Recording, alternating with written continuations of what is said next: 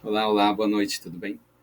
Estamos aqui hoje para mais uma live. Na verdade, essa vai ser uma gravação, porque eu vou precisar sair um pouco mais cedo. Mas eu quero só compartilhar com vocês sobre o tema que nós trabalhamos essa semana, que foi sobre família. Esse tema ele mexe bastante comigo, principalmente porque quando nós falamos de família, nós falamos de um projeto divino. Esse projeto divino tem sido deturpado por muitas pessoas. E o nosso papel como pessoas conscientes, pessoas que tomarão uma atitude diferenciada a partir de hoje, a partir de agora, nós precisamos assumir nosso papel na família. E que papel é esse? O que a gente precisa fazer? O que nós vamos fazer?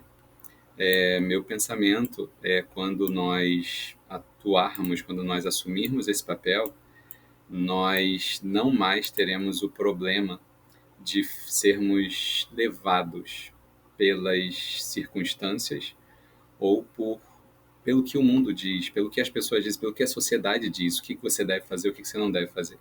Quando nós assumimos esse papel, nós começamos a nosso papel na família, nosso papel na sociedade, ninguém mais nos molda ou nos taxa do que somos, do que seremos, do que devemos fazer. Então, assumir esse papel é algo primordial para que a gente possa conhecer nossa identidade, para que a gente possa tomar uma posição e não deixarmos mais sermos influenciados. Esse é o ponto.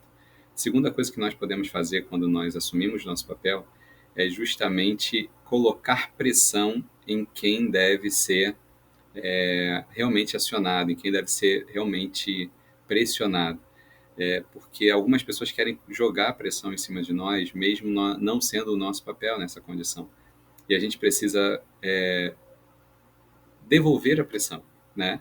Então, se alguém quer que eu faça algo que não é meu papel, eu devolvo a pressão. Porém, se eu sei qual é o meu papel, antes de alguém colocar pressão em mim, eu já atuo, porque eu preciso fazer o que precisa ser feito no momento certo. Então, bora lá. A primeira coisa que a gente precisa entender é o que é família, né? Quem foi que criou a família? Qual o papel dela na sociedade? Então, quando a gente fala de família, o que vem à sua cabeça? Qual a definição da família para você? Ah, o que você entende? O que seria uma família completa? O que é uma família feliz? Qual o seu pensamento? Qual a sua lembrança mais feliz que você teve em família? Teve também lembranças tristes, né? Qual o que mais mexeu com você? Então, quando eu fiz essas perguntas logo no começo da semana, o pensamento não era te fazer ficar triste ou te fazer ficar alegre. A intenção era justamente mostrar para você que momentos são marcantes e isso precisa ser criado, tem que ser intencional. Então, quando eu viajo, quando eu faço algo, precisa ser intencional. O investimento disso é muito importante para a vida em família. Então, às vezes eu não preciso viajar, às vezes só ter um momento de qualidade, sentado à mesa ou conversando, e isso já gera algo de extraordinário. Então, a gente precisa criar isso de forma intencional. Tem muita gente que tem diversos conceitos e nenhum deles é certo ou errado, né? E conceito de família, na verdade, é de acordo com as nossas experiências, com aquilo que nos ensinaram. Quando a gente começa a estudar um pouco mais, a gente começa a perceber que o que foi passado para nós ou foi algo superficial ou aquilo que as próprias pessoas aprenderam e entenderam.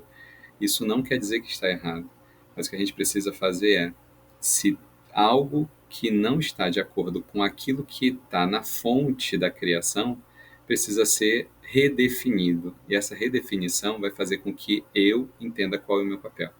Então, baseado lá na Bíblia, lá em Gênesis capítulo 1, vemos que Deus cria é, com, de uma maneira muito especial cada detalhe da criação.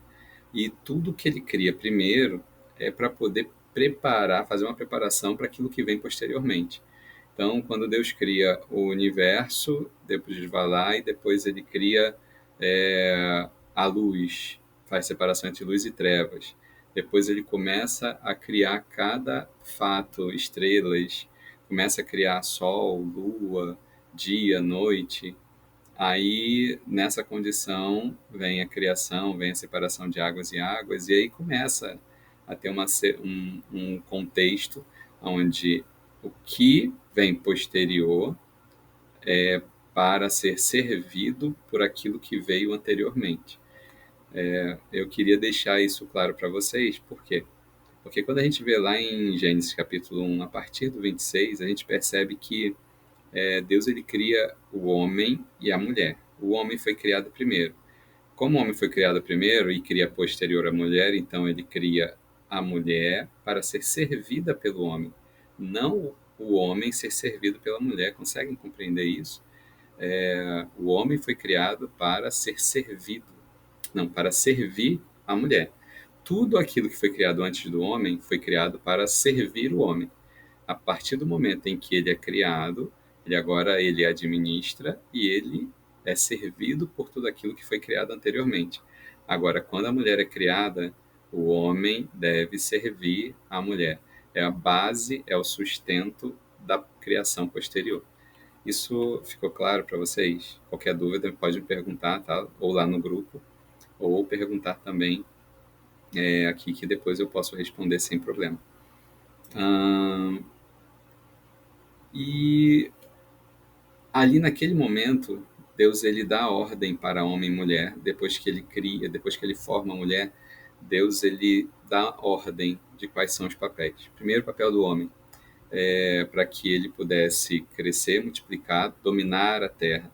E tudo que o homem faria seria baseado no drive ou na formação inicial dele.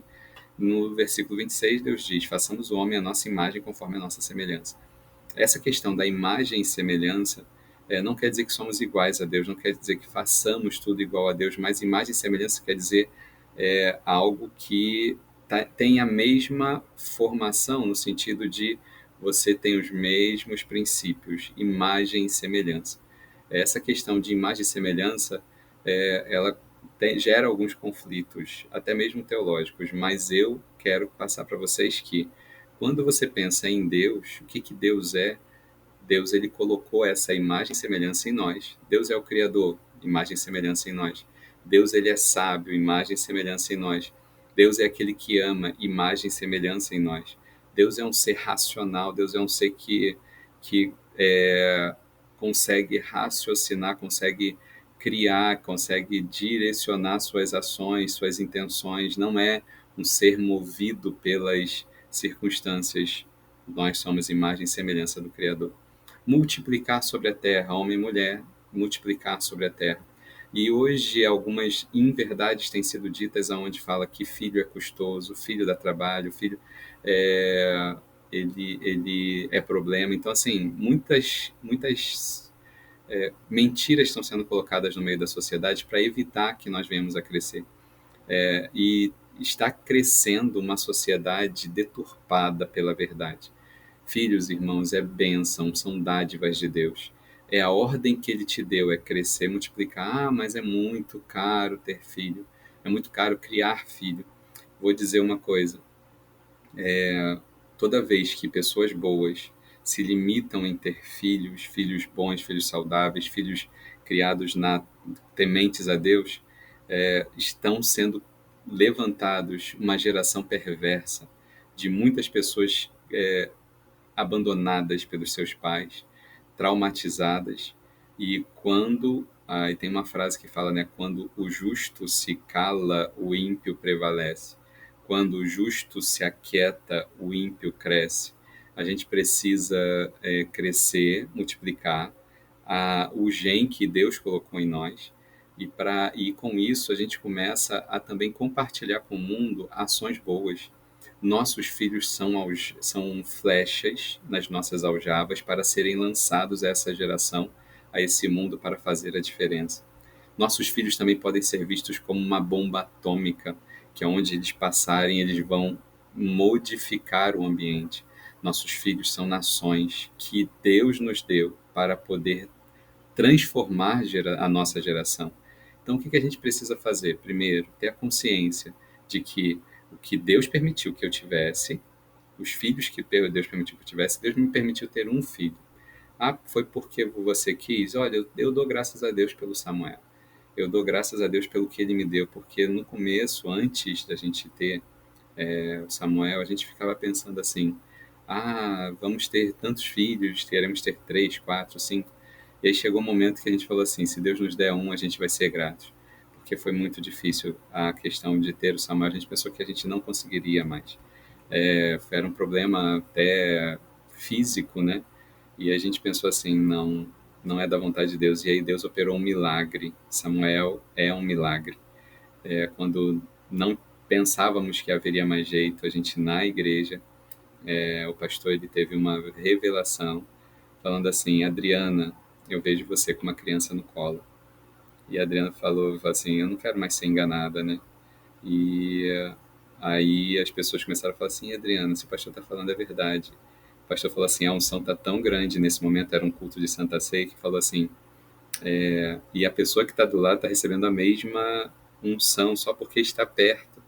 Deus está abençoando você também com o filho. Irmãos, vocês podem, pessoas, né? Vocês podem não acreditar, mas Samuel e a pessoa que estava, o filho da pessoa que estava do lado nasceram na mesma data.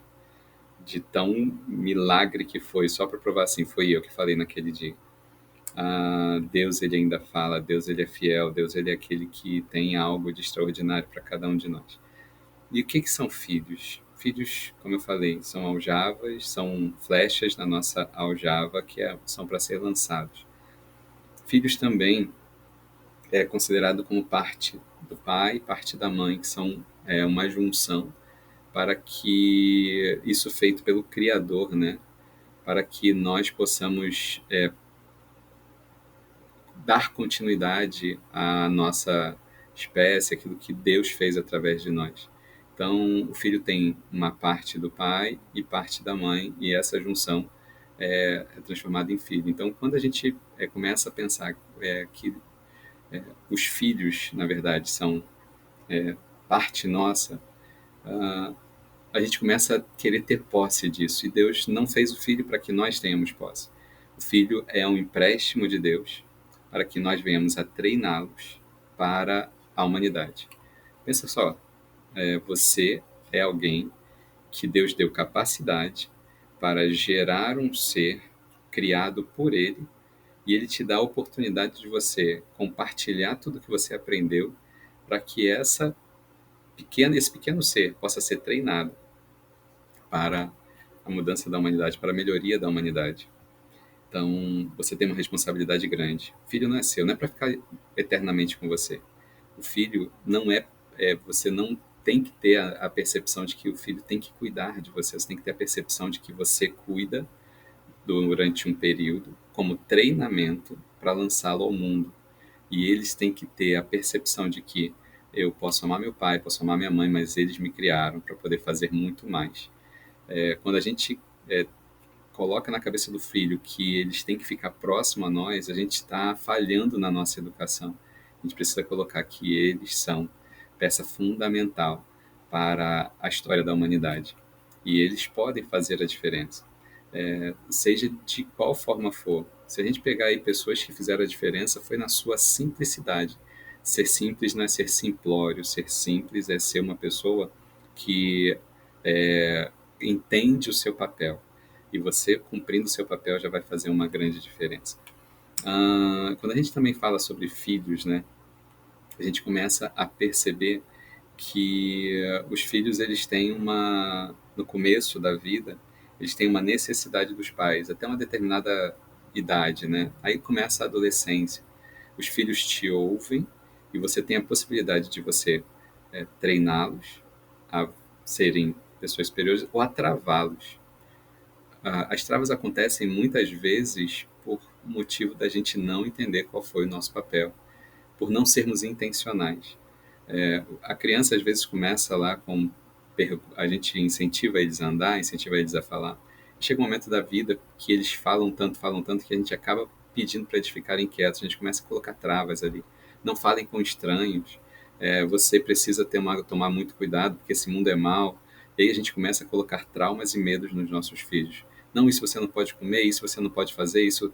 E às vezes sem ter uma explicação. Nós somos criados assim, mas nós precisamos fazer diferente, né, daquilo que a gente foi criado, colocar as coisas boas que a gente aprendeu e tirar as coisas ruins que fomos traumatizados com relação a isso. Já viu pessoas falarem assim para uma criança: olha, para de chorar, engole o choro? Não, quero entender qual o motivo de você estar chorando. Vai lá, me fala. Por que você está fazendo isso? E aí, nessa condição, você se posicionar. Você domina sobre a criação do seu filho enquanto criança. Ele já ficou adolescente, ele já não vai te ouvir mais. Ele vai começar a concatenar tudo aquilo que você ensinou. Aí, quando ele fica jovem, ele começa a colocar em prática não só aquilo que você fala, mas aquilo que você faz. Então, o que você faz vai influenciar seu filho também para o resto da vida dele. Então, precisa tomar muito cuidado com relação a isso. A nossa geração está correndo risco, porque ao invés de treinarmos pessoas, nós estamos deixando com que eles sejam treinados ou por vídeos no YouTube, ou por canais, ou por outras pessoas que são que têm a opinião totalmente distorcida da nossa e das nossas crenças. A gente precisa tomar um cuidado muito sério, porque Satanás ele não brinca.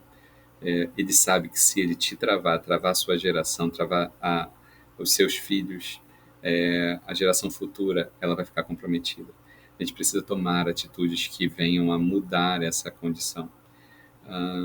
Esse grupo que nós fizemos é justamente para isso, é para que nós venhamos abrir nossa mente, venhamos a cada dia mais tomar uma posição diferenciada, andar diferente do que o mundo tem andado, como o mundo tem andado. Nós precisamos assumir nosso papel. Então, outra coisa que nós colocamos, né? Qual o papel do filho na família? O filho ele precisa honrar os pais, o filho ele precisa obedecer os pais, o filho precisa ser treinado pelos pais, ele precisa entender isso. Não é desmerecimento nenhum um filho, mesmo que você tenha condições de pagar um pedreiro, pagar uma ajudante em casa, não é desmerecimento nenhum o seu filho fazer as atividades em casa. As atividades em casa, elas são algo para que ele aprenda a como fazer e também para que ele valorize quem faz. Então, tudo aquilo que você ensinar o seu filho a fazer vai servir para ele como crescimento. Então, não deixe de tomar atitudes de ensinar seu filho a lavar uma louça, varrer uma casa, lavar um banheiro, lavar um quintal, dar banho nos animais de estimação se tiver, lavar o carro. Não deixe de falar para o seu filho fazer. Está fazendo errado, ensina. Ah, mas eu prefiro fazer do que ele fazer, porque depois eu vou ter que refazer. Deixa ele fazer, deixa ele crescer. Ensina e deixe que ele tome as próprias decisões, porque ele precisa aprender a fazer. Ele precisa ser treinado. Beleza? Tem um livro que eu escutei agora há pouco tempo, de um general dos Estados Unidos, que ele falou assim: se você quiser mudar o mundo, comece arrumando a sua cama. Ele falava isso justamente para os seus soldados. E a gente pode chegar para falar isso para os nossos filhos. Se você quiser ser grande, comece arrumando a sua cama. Isso vai fazer uma diferença na vida dele. Beleza? Agora, papel da mulher. Papel da mulher em casa. Qual o papel da mulher? Deus criou a mulher para ser... e algumas pessoas falam, né? A mulher é um vaso mais fraco. Não, a mulher ela deve ser tratada como um vaso mais fraco pelo marido. O que é um vaso frágil, um vaso mais fraco? É um vaso que precisa ser cuidado, colocado em uma posição superior, para que ele não venha a ser quebrado. A mulher não é fraca. A mulher é um ser que Deus cria com o propósito de dominar. É interessante que esse dominar não quer dizer governar. O homem foi colocado para governar, a mulher foi para dominar. O homem ele traz o sustento para casa, a mulher domina e faz com que aquilo renda muito. A mulher ela tem a atividade de cuidar dos filhos. Perfeito. Ela pode fazer isso, mas compartilhado com o homem. Não é responsabilidade da mulher sozinha a criação de filhos. Que a gente precisa entender que cada um tem seu papel. E o papel da mulher é ser administradora do seu lar. Só que Deus coloca na mulher algo que algumas mulheres elas começam a não ter a noção disso que Deus colocou, como por exemplo, Deus coloca a mulher sendo sentimental e sensível a sentimentos. Deus coloca a mulher como alguém com a capacidade de edificar a casa. O homem pode até montar, vamos colocar assim, o homem pode até, da base, criar uma residência, né? Uma casa física, ele pode alugar, mas a mulher, ela edifica um lar.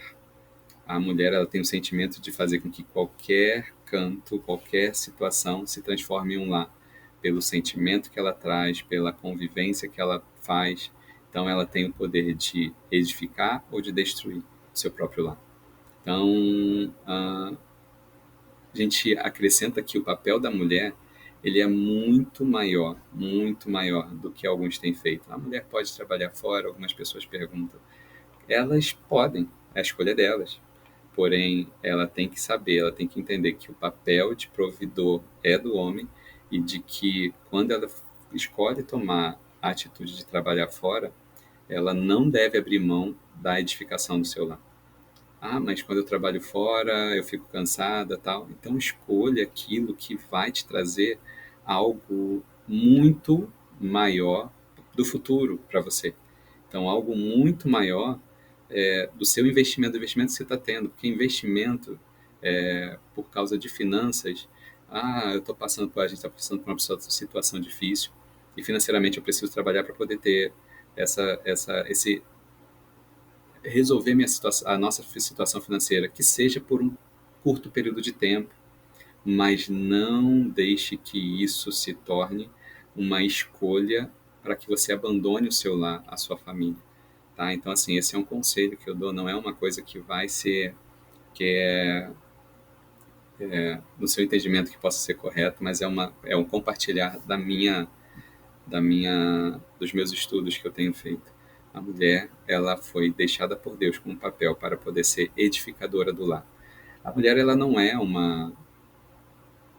deve ser subjugada pelo homem. Ela não foi criada para ser serviçal do homem, para que o homem pise sobre ela.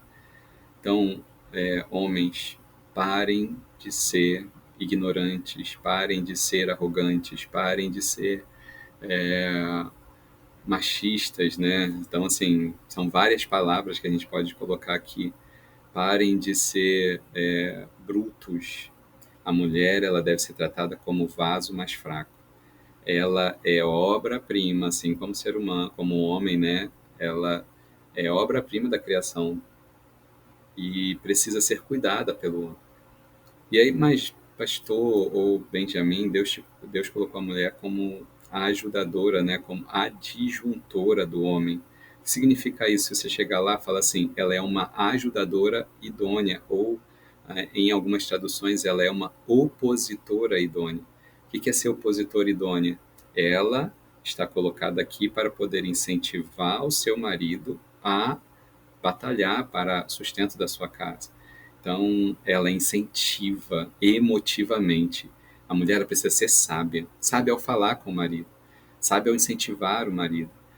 Ser oposição não quer dizer você criticar. E a crítica, às vezes, provoca o inverso daquilo que a gente imaginava. A mulher precisa ser sábia. Deus colocou nela uma ferramenta eu até coloquei, né, de sensualidade, de convencimento, para que ela pudesse trazer o homem à razão para aquilo que ele foi chamado. Lembrar ele daquilo que ele foi chamado. Quando a mulher assume esse papel, não tem como a família dar errado. Mas e a mulher que passou por traumas, não está aberta para essas mudanças? Ela precisa ser curada. Mulheres curadas curam outras pessoas. Mulheres feridas ferem outras pessoas. O que eu te aconselho se tem algo que na sua vida ainda está ferindo, ainda é ferida na sua vida, que você possa, a partir desse momento, ser curada em nome de Jesus. Veja onde foi a ferida, perdoe quem tiver que ser perdoado, libere perdão se a pessoa não está mais próxima, mas não fique com essa mágoa. O perdão é como se fosse você segurar uma pedra muito pesada por cima da sua cabeça e você querer com isso prejudicar a pessoa que te magoou. Na verdade, quem está sofrendo é você. A pessoa que te magoou, ela não está mais. Ela pode até ainda ter raiva, mas o perdão é você largar fora essa pedra. Você não vai carregar mais isso. Então, entenda isso. Se você quiser ser curado, você consegue. Pode chamar, pode pedir ajuda, a gente está aqui justamente para isso. Mas você precisa, para poder ajudar outras pessoas, você precisa abrir mão daquilo que te feriu. A partir de hoje, mude essa sua concepção de que me magoaram, eu não vou deixar isso acontecer mais. Não, não vai acontecer mais. Por quê? Porque você só é magoado por pessoas que você se importa. A única pessoa que mais importa na sua vida é Deus. É quem te criou. Ele te aprovou, ele não te condena, ele sabe quem você é. E aí você espera que outras pessoas reconheçam em você. Não precisa, você já é reconhecida por ele. Não carregue pessoas mais ou dores de outras pessoas com você. Simplesmente abra a mão e viva o extraordinário de Deus. E aí, quando alguém vier para poder te magoar ou te ferir, você fala assim: não tem espaço para o seu lixo na minha vida. Porque essa pessoa, ela também é ferida, ela também, como se ela tivesse com um caminhão cheio de lixo querendo distribuir para as pessoas. E você fala assim: no meu terreno, não. Você não tem mais espaço de colocar nada aqui. É interessante que as pessoas falam assim: então, beleza, qual o papel da mulher? Sendo essa adjuntora ou opositora idônea. Ela é uma incentivadora do seu marido. O homem, ele sai para a batalha. Vamos colocar assim como um exemplo. A mulher vai lá e pega a espada e fala assim: eu acredito em você. Você vai fazer a nossa família ser próspera. Você vai fazer a nossa família vencer. A mulher, ela pega a espada, entrega na mão do homem e incentiva o homem a conquistar. A mulher tem esse poder através daquilo que Deus colocou dentro dela. Então, as mulheres, elas receberam de Deus um valor muito grande, coragem, dedicação, e a gente vê diversas mulheres sendo mencionadas na Bíblia de uma forma extraordinária. Salomão, ele coloca que a mulher virtuosa, ela é mais preciosa do que o valor de rubis. Olha que coisa extraordinária. Então, coloque ou assuma o valor que Deus te deu, mulher. Não se subjugue. Esteja e ser submissa não é estar subjugada, é estar debaixo da mesma missão. E a missão é a família. Quando você escolhe você ter uma família, você fez uma escolha para glorificar, para honrar a Deus. E a partir desse momento, assuma o seu papel.